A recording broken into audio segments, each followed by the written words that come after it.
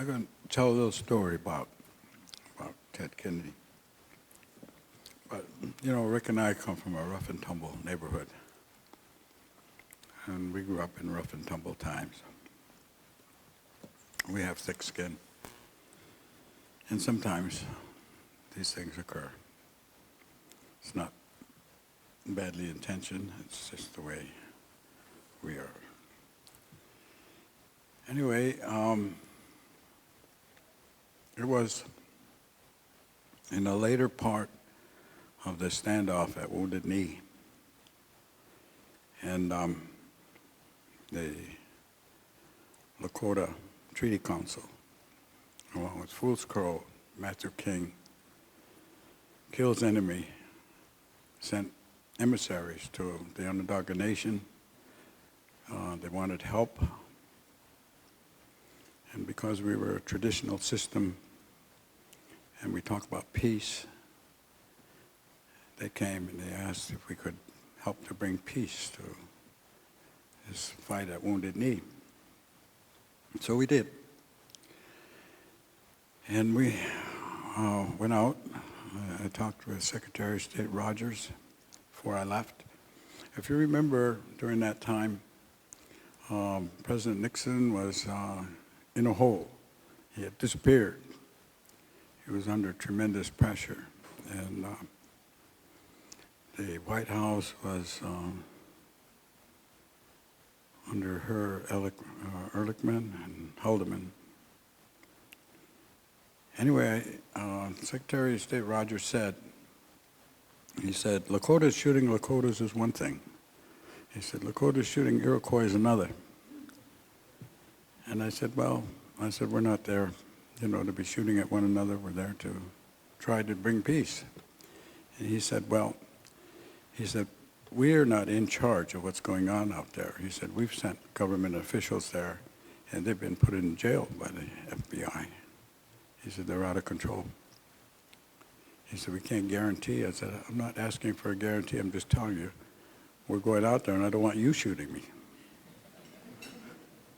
So he said, well, talk to our new Bureau of Indian Affairs man that we put at Pine Ridge before you go in. I said, oh, well. So we had a number of people at Wounded Knee. We had, I don't know, maybe 25, 40. I don't know, we had a lot of people there. And Indian nations across the country had not publicly supported that, but Six Nation did. We made a public statement, and we said we are going out there, and we did. Anyway, and I won't go through all that, what happened there and so forth, but when we returned, because it was the highest security of a war zone that they said they had ever seen. And I was talking to the journalists.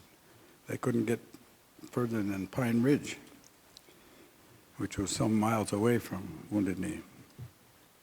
Anyway, we returned, and we had given our contact number, and we said, we're going to try to get this information to Washington, and we'll see. You tell us, you know. So we received a message coming from a woman who was really a leader out there, a tough fighter woman. And she said, they're moving troops in. They moved in the perimeter about 100 yards last night, which is about 300 yards, which makes the fire very lethal.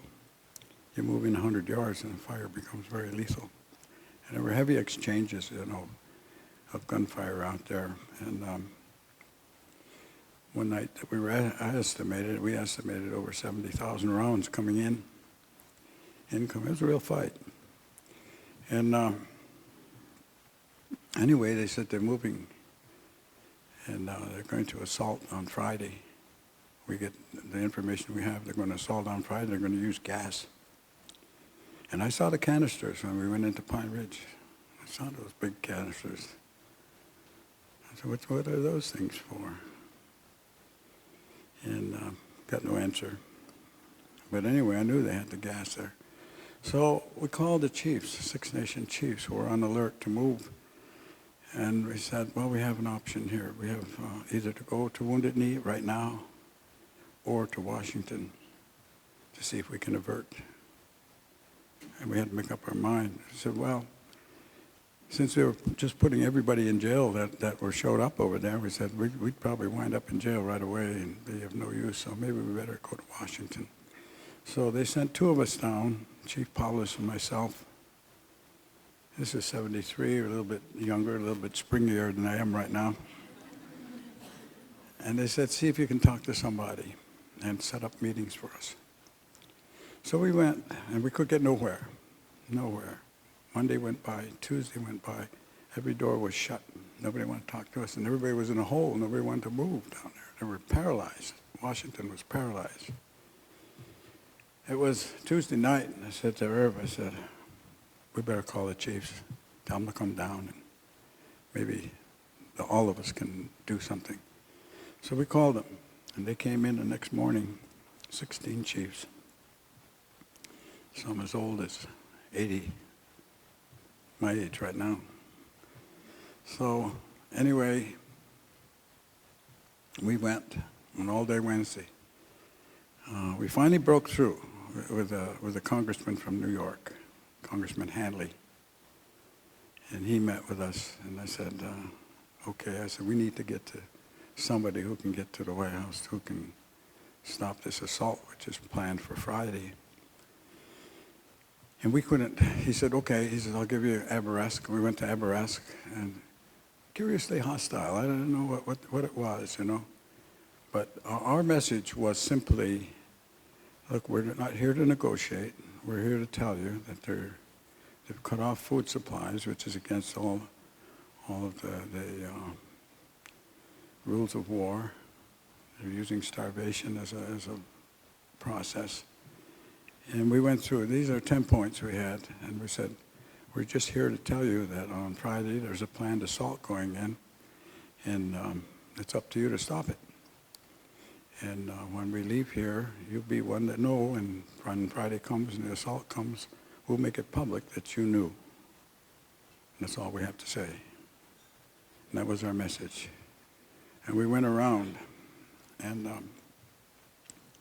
we bounced off of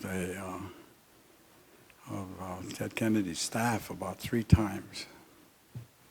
And then somewhere Thursday night, you know, we were tired. A lot of the old men, we didn't. Luckily, you know, it's an amazing thing. There was a young man who was driving a blue van. It had no windows in it. And he said, stop. He said, where are you guys going? Because we were going back and forth from the Senate to the House. And the Senate, it's a long walk. He said, I said, well, we're trying to do something about Wounded Knee. He says, can I help you? I said, yeah, give us a ride. So he stayed with us all day, moving us back and forth, going to where we had to go. It was an amazing thing. Helped us a lot because we had some old men there. And anyway, Thursday night, I got a call from Kennedy's office. Understand that you want to have a meeting? Yes, sir. Would you please come? Yes, sir. And that was about 8 o'clock. So we went to his office, and he had a beautiful office, you know. He had the paneled walls, big. And him and his staff were standing there, very formal. And so we drew ourselves up into a formal response. And he says, what can I do for you? We said, well, we're here to deliver a message. And the message is that tomorrow there's a planned assault on Wounded Knee. And gave him our position. And he said, you know, he said, I want you men to relax, sit down. He said, see, you've had a hard time. And he said, if you think you're hostile, he said, I just came from a Senate session where we have senators advocating a cavalry charge tomorrow. He said, I know what you're talking about. I said, well, all we have is the information. I said, but he says, confirm. And he said, there's, real hostility there.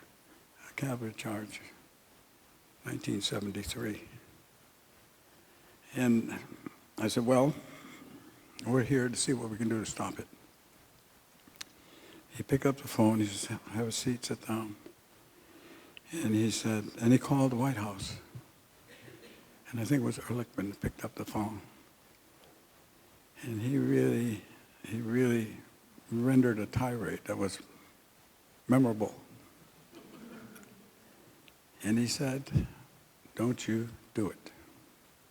If you do it, he says, we're going to have your ass. And then he said, I'm going to be on alert now.